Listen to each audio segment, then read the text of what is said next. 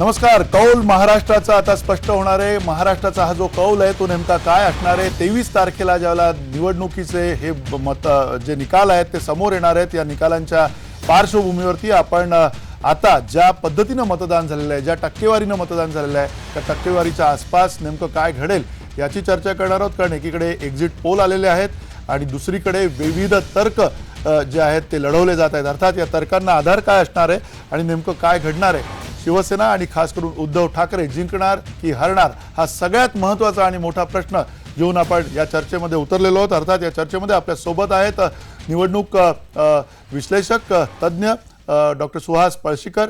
Palshikar sir, तुमचं स्वागत आहे या चर्चेमध्ये. आपल्यासोबत महेश म्हात्रे आहेत, IBN लोकमतचे कार्यकारी संपादक. या सगळ्यांबरोबर आपण चर्चा करणार आहोत. या चर्चेच्या मध्ये आपण तत्पूर्वी पाहूयात पहिल्यांदा मुंबईत काय घडलं. मुंबईमध्ये 2012च्या निवडणुकीमध्ये नेमकी काय परिस्थिती होती आणि आता मुंबईमध्ये 2017ला काय परिस्थिती असू शकते. एकीकडे आता या मुंबईच्या 2017च्या परिस्थितीमध्ये एक्झिट पोल्स आलेले आहेत. वेगळ्या पद्धतीने या चाचण्या समोर आलेल्या आहेत, निष्कर्ष अंदाज मांडले गेलेले आहेत. आणि दुसरीकडे या सगळ्या पार्श्वभूमीवरती असणार आहे आपले तज्ज्ञ. त्या तज्ज्ञांचं नेमकं काय म्हणणं आहे तेही आपण बघणार आहोत. त्याच्या संदर्भातले आकडेवारी बघणार आहोत. पण पहिल्यांदा आपण पाहूयात आकडेवारी नेमकी काय म्हणते. मुंबईमध्ये 2012 वोट पर्सेंटेज आधी आपण बघूया. मुंबईच्या या वोट पर्सेंटेजमध्ये जर बघितलं तर साधारणतः परिस्थिती दिसते 2012ची. 2012मध्ये 44.75% इतकं मतदान मुंबईकरांनी केलेलं होतं.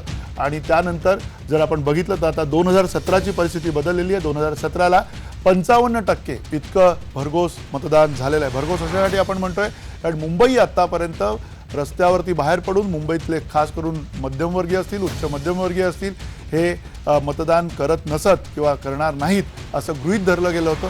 हळूहळू ही आता परिस्थिती बदलतानाचं हे चित्र आहे. 55% मतदान 2017ला मुंबईकरांनी केलेलं आहे. याचा अर्थ नेमका काय आहे, काय प्रकारे ह्याची परिस्थिती असणार ते आपण बघणार आहोत. पण याबरोबर आपण जाऊयात मुंबईमध्ये 2012ला जे 44% मतदान होतं त्या 44% मतदानाच्या वेळेला नेमकं काय घडलं होतं ते आपण बघूयात.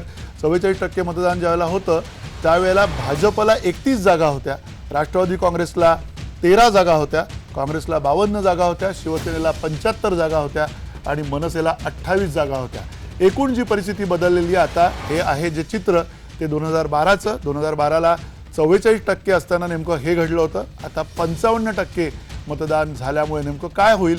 ही जी इमारत आहे पूर्णपणे शिवसेनेची, या इमारतीचं नेमकं काय होणार आहे, या मनसेच्या इमारतीचं नेमकं काय होणार आहे आणि इथून पुढे ही जी सगळ्यात महत्त्वाची आता जी अपेक्षा आहे भाजप, या भाजपच्या इमारतीचं नेमकं काय होणार, ती पुढपर्यंत वाढणार आहे का, किमान या शिवसेनेच्या बरोबरीला येणार आहे का, हे सुद्धा आपण त्याच्यामध्ये बघणार आहोत. अर्थात याचा अर्थ काय आहे ते आपण बघूया. पण तत्पूर्वी आपण आकडे बघूयात एक्झिट पोलचे. एक्झिट पोलमध्ये नेमकं काय म्हटलेलं आहे ते आपण बघूया. मुंबईच्या एक्झिट पोलचा जो निकाल आहे तो दिसतोय आपल्याला. हा एक्झिट पोल जो आहे तो ॲक्सिस आणि इंडिया टुडे यांनी केलेला होता, ज्यामध्ये शिवसेनेला 86 ते 92 अशी आकडेवारी दर्शवण्यात आलेली आहे. अंदाज आहे हा 80 ते 88 इतका अंदाज भाजपसाठी दर्शवण्यात आलेला आहे.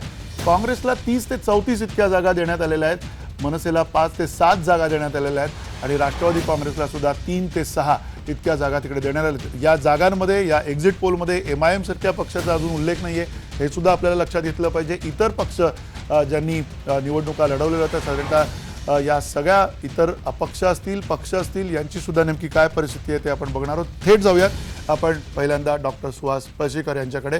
अर्थात डॉक्टर सुहास पळशीकर, ही जी सगळी आकडेवारी आपल्यासमोर आलेली आहे या आकड्यांचे अर्थ तुम्ही तज्ज्ञ म्हणून कसे काढताय, कशा पद्धतीनं हे चित्र मुंबईतलं खास करून तुम्ही त्याचं विश्लेषण कराल.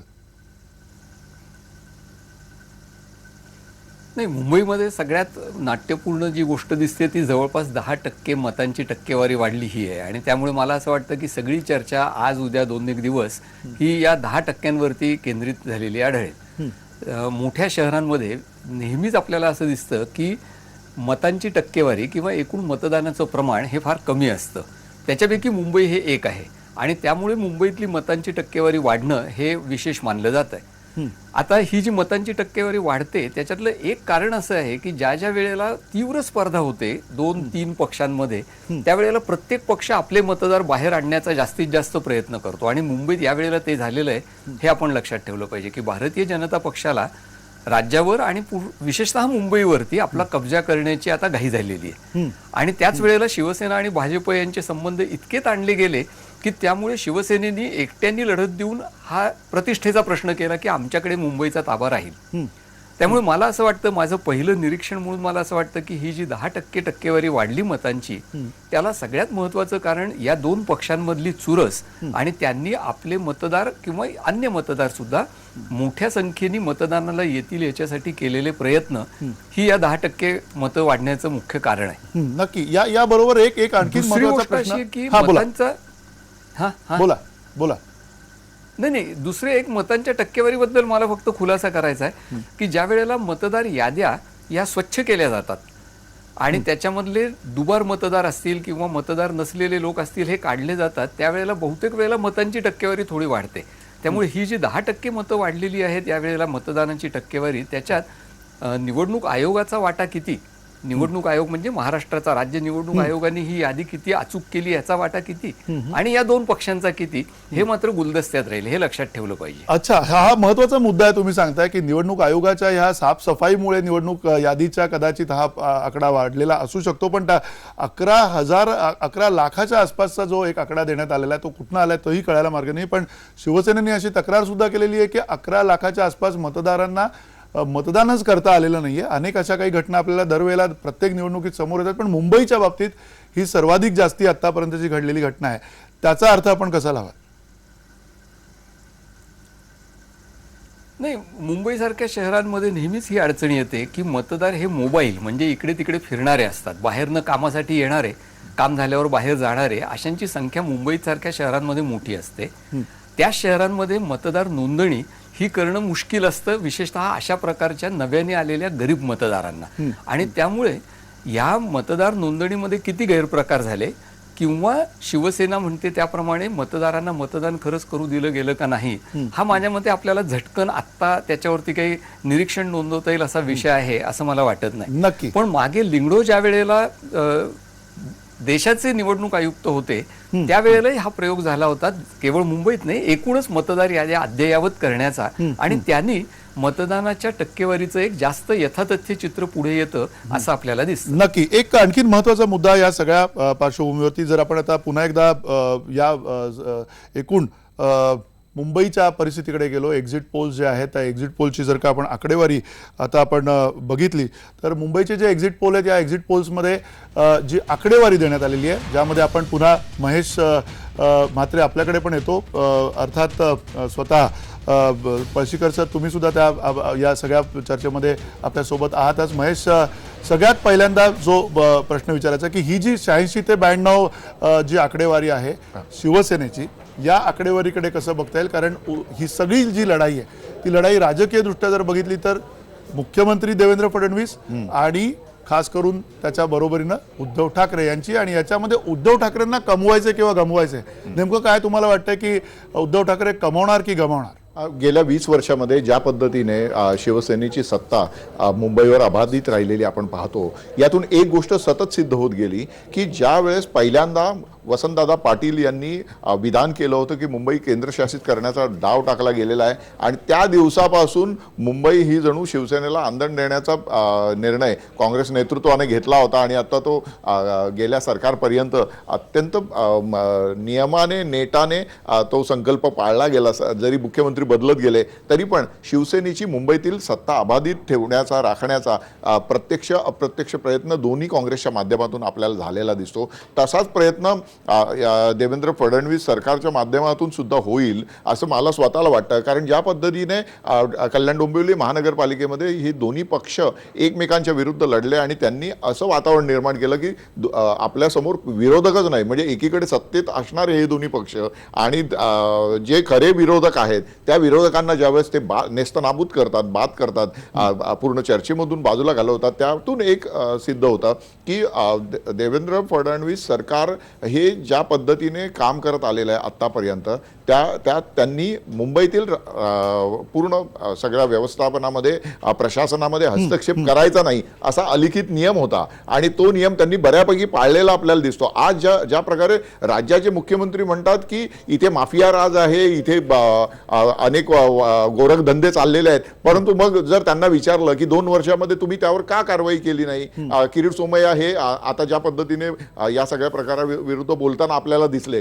परंतु ते असं बोलले नाहीत की 20 वर्षामध्ये बहुतांश काळ भाजप सत्तेमध्ये सहभागी आहे, मुंबईतल्या महानगरपालिकेच्या सत्तेमध्ये. त्या संदर्भात न बोलता त्यांनी एक प्रकारचं असं वातावरण निर्मिती केलेली आहे. त्यामुळे इथे पुन्हा एकदा भाजप शिवसेनेला बाय देणार आहे आणि ते त्या दोन्ही पक्षांनी असं ठरवून केल्यासारखं आहे आणि येत्या नजीकच्या काळामध्ये जी संभ्रमावस्था होती युती तुटल्यानंतरची, जी घोषणा केलेली होती, नजीकच्या काळामध्ये ते दोन्ही पक्ष एकत्र येऊन पुन्हा सुरळीतपणे काम करतील. पुढच्या उर्वरित कालावधी आहे तो सरकारचा. पळशीकर सर यावर अधिक चांगला प्रकार मतदार टाकू शकतील. अर्थात हे दोन पक्ष खरं तर एकत्र येतील किंवा नाही आणि या सगळ्या दोन पक्षांच्या एकत्र येण्यामध्ये नेमकं काय घडेल, कारण ही जी आकडेवारी आहे या आकडेवारीमध्ये स्पष्ट बहुमत कुणाला नाहीये. 10-15च्या आसपास निश्चित कुणाला ना कुणाला त्याच्यावरती आधार घ्यावा लागेल अशी परिस्थिती दिसते. पण या सगळ्या परिस्थितीमध्ये आपण एक छोटासा आता ब्रेक घेऊया. ब्रेक नंतर अर्थातच नेमकं काय घडणार आहे मुंबईमध्ये, उद्धव ठाकरे जिंकणार की हरणार, हा सगळ्यात महत्त्वाचा प्रश्न घेऊन ही चर्चा आपण सुरू करूयात छोट्याशा ब्रेक नंतर.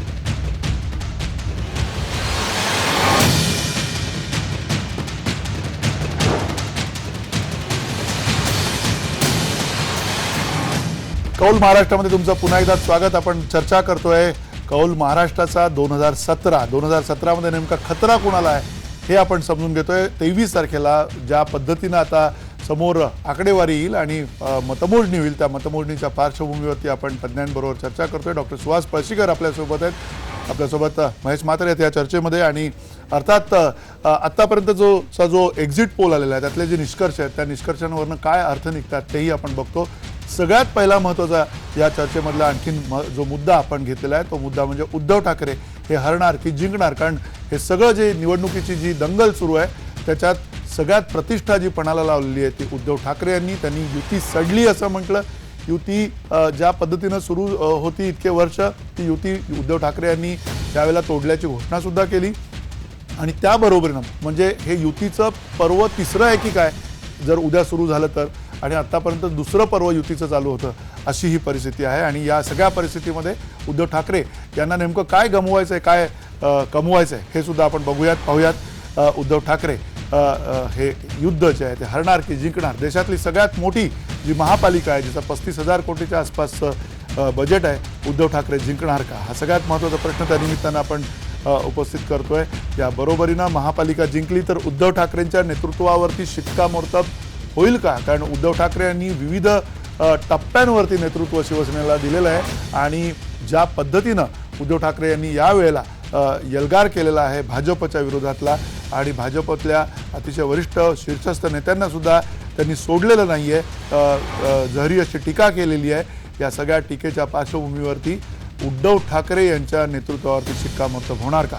पालिका जिंकली तर बाळासाहेबांच्या सावलीतून सेना उद्धव दोन्ही बाहेर पडतील का, हा सगळ्यात महत्त्वाचा त्यानिमित्तानं प्रश्न आपण आणखीन उपस्थित केलेला आहे.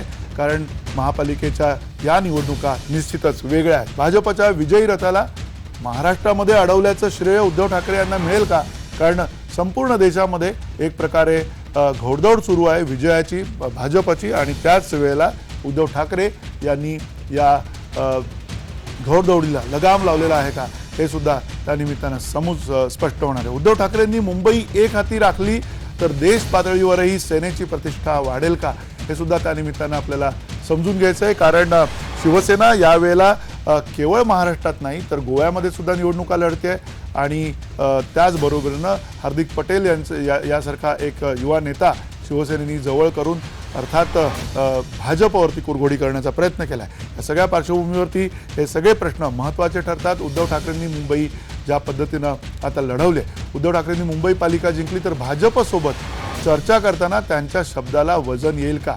अर्थात मुंबई महापालिका उद्धव ठाकरे हे संपूर्ण बहुमत मिळवणार की कच्चं बहुमत असेल, हे सुद्धा त्यानिमित्तानं आपल्याला समजून येईल. उद्धव ठाकरेंनी मुंबई पालिका जिंकली तर राज्यातही स्वबळावर लढायला बळ मिळेल का? कारण युती तुटल्याची घोषणा सुद्धा उद्धव ठाकरे यांनी केलेली आहे. अर्थात उद्धव हरणार की जिंकणार, हा सगळ्यात महत्त्वाचा प्रश्न त्यानिमित्तानं उपस्थित होतो. आणि उद्धवनी मुंबई एक हाती जिंकली तर राज्य सरकारमधली समीकरणं बदलतील का, हा सुद्धा महत्त्वाचा प्रश्न त्यानिमित्तानं उपस्थित होतो. या सगळ्या प्रश्नांचा जो एक कोलाहल आहे, या कोलाहलामध्ये आपल्याला 23 तारखेला सगळी प्रश्नाची उत्तरं मिळणार आहेत. पण अर्थात जी आकडेवारी समोर येते त्या आकडेवारीच्या दृष्टिकोनातून आपण बघतोय, कारण एक्झिट पोल आपल्या समोर आहेत. एक्झिट पोल जर बघितले तर या आकडेवारीला सगळ्यात महत्त्वाचं महत्त्व येतं. आणि अर्थात आपल्यासोबत जे तज्ज्ञ आहेत, डॉक्टर सुहास पळशीकर, तुम्हाला प्रश्न हाच विचारायचा आहे की 2012ची महापालिका निवडणूक असेल किंवा त्या आधीच्या सगळ्या निवडणुका असतील आणि आत्ताची जी निवडणूक आहे, यामध्ये सगळ्यात महत्त्वाचा मुद्दा हा तुम्हाला विचारायचा आहे की मुळात आता प्रभाग समित्या आल्या, 4-4 प्रभाग पडले गेलेले आहेत. त्यामुळे कुठेतरी आधी कबड्डी सामना चालू होता आणि आता अचानक खो खो सामना सुरू झाला आहे. अशा पद्धतीची ही परिस्थिती आहे निवडणुकीच्या एकूण मैदानामध्ये. नेमकं काय वाटतंय तुम्हाला? एक गेम चेंजर झालेला आहे का, की या सगळ्या परिस्थितीमध्ये कुठेतरी आधीच्या ज्या निवडणुका आहेत त्यांचा आणि ह्या निवडणुकांचा सुद्धा काहीतरी एक परस्पर पूरक संबंध आहे? नाही, या निवडणुकांमध्ये दोन गोष्टी वेगळ्या आहेत असं मला वाटतं. पहिली म्हणजे निःसंशयपणे भारतीय जनता पक्ष हा 14 साली सत्तेवर आल्यानंतर तेव्हापासून तो सतत स्वतःला जास्त वरचढ मानायला लागला आहे. त्याचा आत्मविश्वास हा जास्त वाढलेला आहे आणि त्यामुळे एकूणच राज्याच्या राजकारणामध्ये भारतीय जनता पक्ष हा अचानकपणे मध्यवर्ती बनलेला आहे. हा एक महत्त्वाचा फरक झालेला आहे. दुसरा जो फरक झाला ज्याचा तुम्ही आत्ता उल्लेख केला, तो ज्याचा मुंबईशी संबंध नाही, पण जवळपास विधानसभेचे मतदारसंघ असावेत अशा मोठ्या विस्ताराचे मतदारसंघ तयार केल्यामुळे विशेषतः छोटे पक्ष जे आहेत त्यांचा महानगरपालिकांच्या राजकारणातला जो रोल असतो, त्यांची जी भूमिका असते ती एकदम कमी होणार आहे. अपक्ष उमेदवारांनाही याच्यामध्ये कमी बळ मिळणार आहे आणि अर्थातच भारतीय जनता पक्षासारख्या ज्या पक्षाकडे आत्ता सुसूत्र अशी यंत्रणा आहे आणि साधनसंपत्ती आहे, त्या पक्षाला त्याचा फायदा अनेक ठिकाणी जास्त मिळू शकेल, ही शक्यता नक्की आहे. गेम चेंजर असं मला वाटत नाही. याचं कारण असं की अशा प्रकारचा एकूण खेळामध्ये होणारा जो बदल आहे तो मुळात 14 सालच्या निवडणुकांनी महाराष्ट्रात ऑलरेडी घडून आलेला आहे, की ज्याच्यामुळे काँग्रेस आणि राष्ट्रवादी काँग्रेस हे दोन्ही पक्ष 3ऱ्या-4थ्या नंबरवर आणि खरी सत्ता आणि सत्तेसाठी चालणारी खरी स्पर्धा ही फक्त भारतीय जनता पक्ष आणि शिवसेना यांच्यामध्ये. हा जो संरचनात्मक बदल आहे, स्ट्रक्चरल बदल आहे, तो 14 साली झालेलाच आहे. आणि आत्ताची निवडणूक मग ती जिल्हा परिषदांची असो, मुंबईची असो किंवा नगरपालिकांची असो, ही ह्या बदललेल्या चौकटीमध्ये घडणारी निवडणूक आहे, हे आपण लक्षात ठेवायला पाहिजे. नक्की. अर्थात या बदलांबरोबर ती महेश, पुन्हा जो प्रश्न निर्माण राहतो की ह्या एक्झिट पोलचा मुंबईचा अर्थ असा पण एक निघू शकतो का? कारण 10% जर का मतदान वाढलंय, आपल्यासोबत तज्ज्ञ जरी असले तरी आपण पत्रकार आहोत आणि सातत्यानं विविध चर्चा आपल्या कानावरती येत असतात, विविध जे चर्चेचे सूत्र असतात ती आपल्यापर्यंत पोहोचत असतात. कदाचित अशी परिस्थिती वाटते की भाजप शिवसेनेला ओव्हरटेक करेल, कदाचित मार्जिनली ओव्हरटेक करेल, अशी परिस्थिती काय वाटते? नाही, मला स्वतःला असं अजिबात वाटत नाही. कारण भारतीय जनता पक्ष हा जो मुंबईमध्ये वाढलेला आपल्याला दिसतो, तर मुंबईमध्ये भाजपची बहुतांश वाढ ही शिवसेनेच्या मदतीने आत्तापर्यंत झालेली आहे. 25 वर्षाच्या युतीचा भाजपला जितका मुंबई आणि म्हणजे ग्रामीण भागामध्ये लाभ झाला नाही, त्याच्यापेक्षा जास्त लाभ मुंबई ठाणे परिसरामध्ये झालेला आपल्याला पाहायला मिळतो. त्यामुळे भाजपची इथली जी पूर्णपणे मांडणी ज्या पद्धतीने त्यांनी पक्ष बांधणी केलेली आहे, ती पक्ष बांधणी जास्त करून त्यांनी गुजराती बहुल भागामध्ये आहे, त्यांची उत्तर भारतीय ज्या भागात जास्त होते त्या भागामध्ये आहे, परंतु मराठी बहुल भागामध्ये शिवसेनाच आहे. आणि विशेषतः शिवसेनेने या निवडणुकीत ज्या पद्धतीने गुजराती नेत्यांना, समाजातील मोठ्या माणसांना सुद्धा आपल्याकडे खेचून घेतलेलं होतं आणि आपण कुठल्याही याच्यात कमी पडणार नाही असं दाखवण्याचा प्रयत्न केलेला होता. त्यामुळे शिवसेनेसारखा पक्ष ज्याची कार्यालयं 12ही महिने सुरू असतात असा पक्ष आज महाराष्ट्राच्या राजकारणामध्ये दुसरा कुठलाच नाही आहे. भाजप नाही किंवा काँग्रेस नाही किंवा राष्ट्रवादी सुद्धा नाही.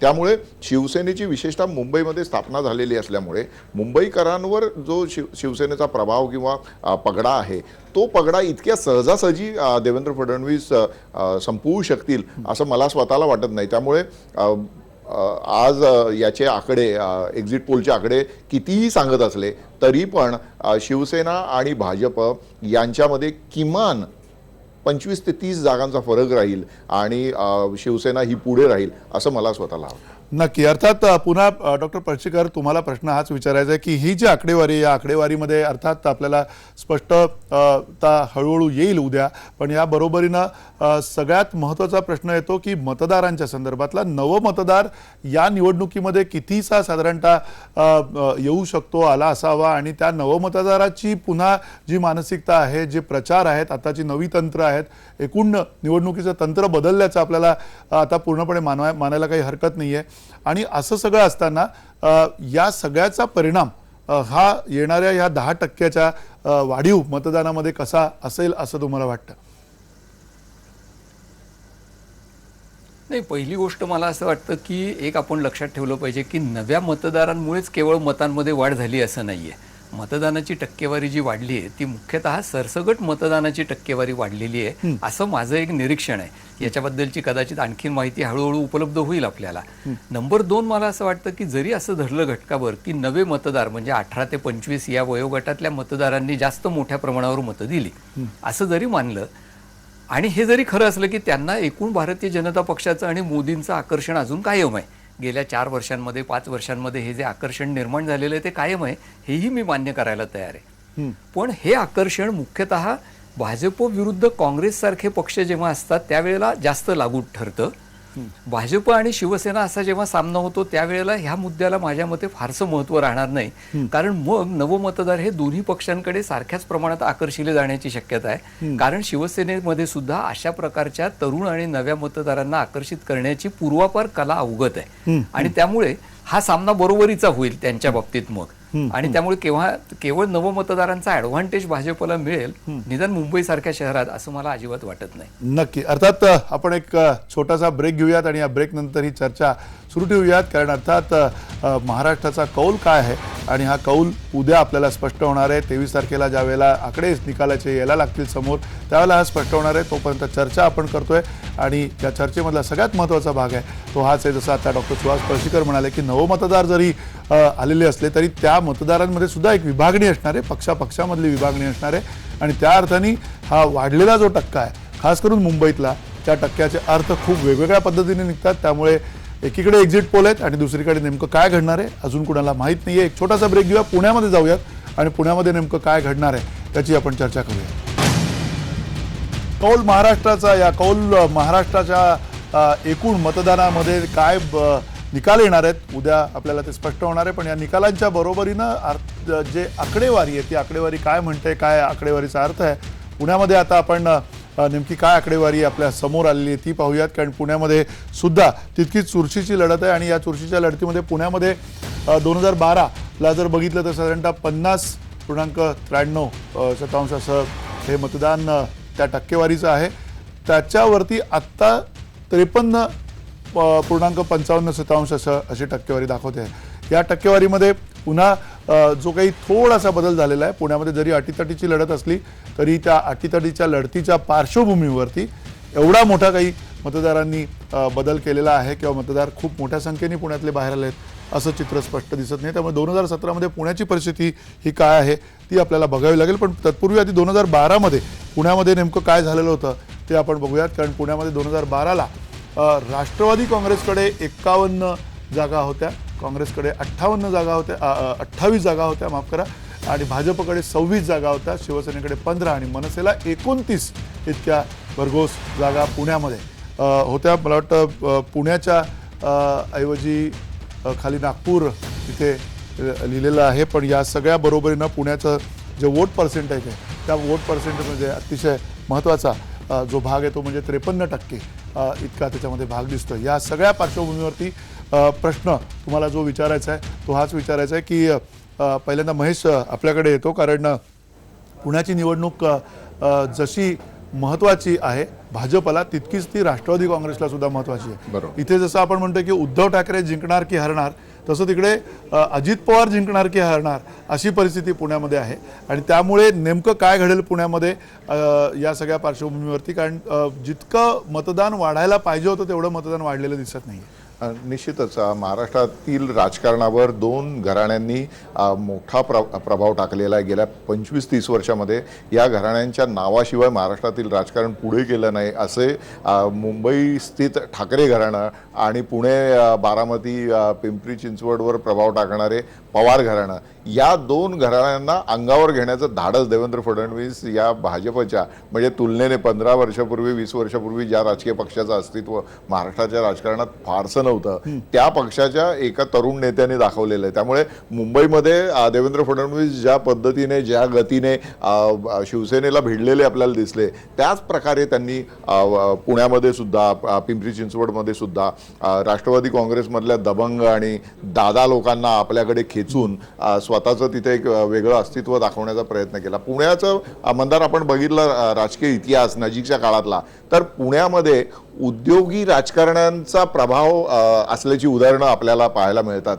कलमाडी असो किंवा आत्ताचे काकडे असो, या उद्योगी राजकारण्यांना तिथे ज्या पद्धतीने मोकळं रान दिलेलं आहे पुणेकरांनी, पुणे हे विद्येचं माहेरघर किंवा सुशिक्षितांचं ठाणं वगैरे वगैरे मानलं जातं, परंतु प्रत्यक्षामध्ये मात्र तिथलं राजकारण सातत्याने वेगळ्या दिशेने जाताना आपल्याला दिसलेलं आहे. त्यामुळे या निवडणुकीत ही जी मसल पॉवर, मनी पॉवर ज्या पद्धतीने भाजपने आपल्याकडे खेचून आणलेली होती, ती किती काम करते यावर खऱ्या अर्थाने भाजपच्या जागा आपल्याला दिसतील किती वाढलेल्या. पण मला स्वतःला असं वाटतं ज्या प्रकारे आज आपल्याकडे भाजपचे उद्योजक खासदार काकडे यांनी सांगितलेलं आहे की आम्ही नंबर 1 असू, यावरून त्यांचा आत्मविश्वास सुद्धा दिसतो. नंबर 1 ते होतात की नाही हे 24 तासामध्येच आपल्याला कळणार आहे मतदार. पण याच्या जोडीला मला एक प्रश्न पळशीकर सरांना जरा थोडासा वेगळा विचारायचा वाटतो. सर, आपण एकीकडे राजकारणाविषयी आता महानगरपालिकेच्या निवडणुकीतल्या मतांच्या प्रभावाविषयी बोलतो, परंतु आजचा दिवस इतका महत्त्वाचा आहे. आज बरोबर 22 फेब्रुवारी 1967 मध्ये शरद पवार यांच्या राजकीय कारकिर्दीला सुरुवात झालेली दिसते. ते निवडून आले होते याच दिवशी. आणि 22 फेब्रुवारी 1992 मध्ये देवेंद्र फडणवीस पहिल्यांदा नगरसेवक झाले होते नागपूरला. आज महाराष्ट्राच्या राजकारणामध्ये दोन महत्त्वाची ही व्यक्तिमत्व आहेत. एकाने रौप्य महोत्सव केला, एकाने सुवर्ण महोत्सव केलाय. तुम्ही एकूण राजकारण आणि समाजकारणाचे साक्षेपी अभ्यासक म्हणून या दोन प्रवासांकडे कसं बघता सर?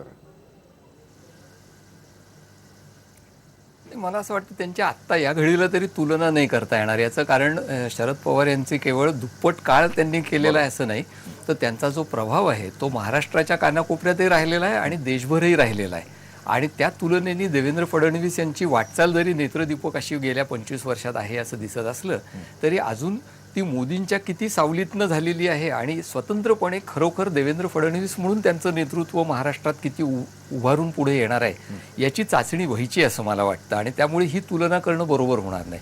हे खरं आहे की आत्ताच्या महाराष्ट्रातल्या भारतीय जनता पक्षामध्ये देवेंद्र फडणवीसांनी चांगला जोम बसवलेला आहे आणि विशेषतः गेल्या 2 वर्षांमध्ये हे जे सरकार त्यांनी चालवलं ते चालवताना आपले पक्षांतर्गत विरोधक आणि सत्तेमध्ये असलेले आपले विरोधक म्हणजे शिवसेना या दोघांनाही हाताळून नामोहरम कसं करायचं याचंही कसब त्यांनी दाखवलेलं आहे. हेही खरं आहे. पण तेवढ्यावरनं मला असं वाटतं की आत्ताच अचानकपणे त्यांचं नेतृत्व हे पवारांच्या नेतृत्वाशी तुलना करण्याच्या पातळीवरती किंवा पात्रतेवरती पोहोचलंय असं मानणं हे जरासं अवघड ठरेल. नाही, तसं नाही. मी सर दोघांचा प्रवास तुम्हाला कसा वाटतो असा माझा प्रश्न होता की एकीकडे शरद पवारांनी ज्या पद्धतीने पुणे आणि बारामती परिसरातून कामाला सुरुवात केली आणि दिल्लीपर्यंत ते पोचले.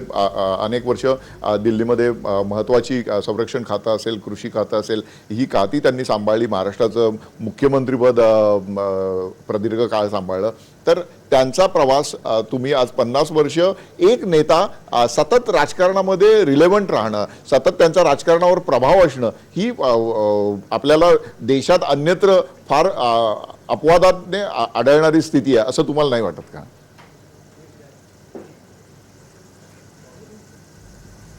मी असं म्हणेन की हो, ते फार महत्त्वाचं आहे, पण अपवादात्मक नाही आहे. याचं कारण असं की बादल किंवा करुणानिधी बरोबर. ही दुसरी दोन झटकन डोळ्यापुढे येणारी उदाहरणं आहेत. निश्चित. त्याच्या आधी ज्योती बसूंचं उदाहरण होतं आणि त्यामुळे आपण असं म्हणू शकतो की काही नेत्यांमध्ये अशा प्रकारच्या गुणवत्ता असतात की जे काळाबरोबर स्वतःला बदलून, स्वतःचे पक्ष बदलून किंवा स्वतःच्या पक्षांमध्ये बदल करून वा. टिकून राहतात आणि आपलं महत्त्व टिकवून ठेवतात, आपल्या नेतृत्वाचं महत्त्व टिकवून ठेवतात. हे कसं फार थोड्या नेत्यांमध्ये आहे, कारण हा जो 50 वर्षांचा काळ आहे तो भारतातल्या अनेक स्थित्यंतरांचा काळ आहे. त्याच्यामध्ये हे सगळेजण टिकून राहिले हे विशेष आहे असं मला वाटतं. आणि ते टिकण्यासाठी तळागाळापर्यंत असलेलं त्यांचं स्वतःचं नेटवर्क जे आहे ते मला वाटतं जास्त महत्त्वाचं आहे. आणि त्यामुळे मी मगाशी म्हटलं तसं पवारांच्या बाबतीमध्ये जर बोलायचं झालं तर त्यांनी मुळात महाराष्ट्रामध्ये तयार केलेलं संपूर्ण त्यांच्या लाग्याबांध्यांचं राजकारण जे आहे ते मध्यवर्ती ठरेल. फडणवीसांच्या बाबतीमध्ये मी असं म्हणेन की त्यांचं आत्ता राजकारण खऱ्या अर्थाने राज्य पातळीवर सुरू झालेलं आहे गेल्या काही वर्षांमध्ये, बरोबर. मुख्यमंत्री व्हायच्या आधीच्या काळापासून. आणि त्यामुळे आपल्याला तो बघावं लागेल की कशा पद्धतीने त्यांचं नेतृत्व पुढे जात आहे, धोरणांच्याही दृष्टीने आणि पक्षांतर्गत राजकारणाचे. नक्की एक महत्वाचा मुद्दा पुन्हा पळशीकर सर तुम्हाला विचारायचा आहे की जे आत्ताचे आकडे दिसत आहेत आपल्याला, खास करून एक्झिट पोल, पुण्याचा एक्झिट पोल आपण आता बघूयात. पुण्याच्या एक्झिट पोलमध्ये जे चित्र दिसतंय ते स्पष्ट आहे. भाजपला आता आघाडी तिकडे दिलेली गेलेली आहे. 77 ते 85 इतके भाजपकडे आकडे दाखवलेले आहेत. काँग्रेस आणि राष्ट्रवादी काँग्रेसला 60 ते 66 इतके आकडे दाखवले गेलेले आहेत आणि शिवसेनेला 10 ते 13, मनसेला 3 ते 6 आणि इतरांना 1 ते 3. या सगळ्या पार्श्वभूमीवरती जो प्रश्न तुम्हाला विचारायचा आहे पळशीकर सर की मुळात ही सगळी जी राजकीय परिस्थिती किंवा हे जे सगळे आकडे समोर येतात, जर एक्झिट पोल हा एक जर आपण आपल्या एकूण चर्चेचा बिंदू मानायचा झाला तर तुम्हाला असं वाटतंय का की आत्ताची राजकीय परिस्थिती महाराष्ट्रातली ही एकूण विचित्र परिस्थितीमध्ये अडकलेली आहे? विरोधी पक्ष एकीकडे पूर्णपणे नामशेष झालेले आहेत आणि दुसरीकडे शिवसेना एक नवा विरोधी पक्ष म्हणून समोर येतोय किंवा भाजपला आव्हान देणारा एक पक्ष म्हणून समोर येतोय. स्थैर्य राजकारणाचं राज्यातल्या कसं असणार आहे? कारण नगराध्यक्षाच्या निवडणुकांमध्ये सुद्धा अनेक ठिकाणी भाजपचे नगराध्यक्ष आहेत आणि सत्ता इतर म्हणजे बहुमत इतर पक्षांकडे आलेलं आहे. ही सगळी एकूण राजकीय परिस्थिती महाराष्ट्रातली नगर परिषदा असो, जिल्हा परिषदांमध्ये त्रिशंकू अवस्था येण्यासारखी अनेक ठिकाणी परिस्थिती आहे. आणि आता या महापालिकांमध्ये थोडासा टेकू कुणाला तरी घ्यावा लागेल, भाजपला किंवा शिवसेनेला कुणा ना कुणाचा तरी टेकू घेण्याची परिस्थिती जर आली, नेमकं काय घडेल असं वाटतं येणाऱ्या काळात? नाही, 3 गोष्टी आहेत. पहिलं, एक्झिट पोलचा तुम्ही उल्लेख केलात आणि मगाशी मी एक्झिट पोल बद्दल बोललो नाही याचं कारण तो एक्झिट पोल मीही केलेला नाही, तुम्हीही केलेला नाही. बरोबर. त्याचे तपशील आपल्याला माहिती नाहीत आणि त्यामुळे त्याच्याबद्दल बोलण्यात काही फारसं तथ्य नाही. पण जर असं मानलं की एक्झिट पोलमधनं आत्ताचे ट्रेंड्स दिसत आहेत तर सगळ्यात महत्त्वाची मला जी गोष्ट वाटली ती अशी की माझ्या माहितीप्रमाणे प्रथमच अशा प्रकारे महापालिकांच्या निवडणुकांसाठी एक्झिट पोलपर्यंत जाऊन काय होईल याची उत्सुकता आपल्या सगळ्यांची शिगेला जाईल इतकी ताणली जातीये. याच्यावरनं महाराष्ट्रातलं राजकारण किती स्पर्धात्मक झालेलं आहे हे आपल्याला दिसतं. दुसरा मुद्दा मला असं वाटतं की तुम्ही म्हणलात ते खरं आहे की महाराष्ट्राची स्थिती आत्ता विचित्र आहे. याचं कारण दिसायला महाराष्ट्रामध्ये 4 पक्ष आहेत असं दिसतं, पण 2014च्या निवडणुकीनंतर नॅचरल कोर्समध्ये नैसर्गिकरित्या जो विरोधी पक्ष बनायला पाहिजे होता म्हणजे काँग्रेस आणि राष्ट्रवादी काँग्रेस यांचं इतकं खच्चीकरण झालं की त्यामुळे विरोधी पक्ष म्हणून त्यांचं काही स्थानच राहिलं नाही. आणि एक अशी तुम्ही ज्याला विचित्र म्हणलात ती खरोखर विचित्र परिस्थिती आहे की सत्ताधारी सरकारमध्येच विरोधी पक्ष आहे आणि तो म्हणजे शिवसेना आहे. याचं कारण शिवसेनेने भारतीय जनता पक्षाच्या विरोधात निवडणूक लढवली पण नंतर अपरिहार्यपणे त्यांना सत्तेमध्ये सामील व्हावं लागलं त्यांच्या अपरिहार्यतेमुळे शिवसेनेच्या. आणि त्यामुळे आत्ताच्या या विचित्र परिस्थितीत आपण अडकलेलो आहोत की विरोधी पक्ष आहे पण तो सरकारमध्येच सामील आहे. तिसरी गोष्ट, 95 साली ज्या वेळेला महाराष्ट्रामध्ये शिवसेना भाजपचं सरकार आलं होतं तेव्हा त्याच्यानंतर लगेच 2 वर्षांनी स्थानिक स्वराज्य संस्थांच्या निवडणुका झाल्या होत्या. त्यावेळेला आत्ताच्या इतकं जरी नाही तरी तुम्हाला असं दिसेल की त्याही वेळेला निवडणुका ज्या झाल्या स्थानिक त्याच्यामध्ये तुल्यबळ म्हणजे काँग्रेस राष्ट्रवादी, तेव्हा राष्ट्रवादी नव्हती, काँग्रेस पक्षाला बऱ्यापैकी यश मिळालं पण शिवसेनेला विशेषतः मोठ्या प्रमाणावर शिरकाव अनेक स्थानिक शासनांमध्ये करून घेता आला. याचा अर्थ असा झाला की राज्य सरकार ज्या पक्षांच्याकडे असतं त्या पक्षांना जर त्यांनी थोडा प्रयत्न केला तर स्थानिक शासनामध्ये आपला जम बसवायला काही शक्यता तयार होतात. आणि आत्ताच्या निवडणुकीत आपल्याला नेमकं ते चित्र दिसतंय. बरोबर. की अजून पूर्णपणे भारतीय जनता पक्ष आणि शिवसेना हे उभारून आले नाहीयेत पण त्यांना यश मात्र मिळतंय स्थानिक निवडणुकांमध्ये, हे निसंशय आहे. नक्की. एक शेवटचा प्रश्न अगदी थोडक्यात 1 मिनिटभरामध्ये, कारण अर्थात वेळ संपलाय, पण तुम्हाला जो महत्त्वाचा प्रश्न हाच विचारायचा आहे की या सगळ्या निवडणुकांचा अर्थ किंवा या निवडणुकांचा उद्या ज्यावेळेला निकाल लागेल त्या निकालाच्या आधारावरती येणाऱ्या विधानसभा निवडणुका किंवा येणाऱ्या राज्यातली जो संघर्ष आहे, खास करून शिवसेना भाजपतला, तो अधिक तीव्र होईल आणि तीव्र होताना त्या संघर्षाचा आधार या निवडणुका असतील असं वाटतं?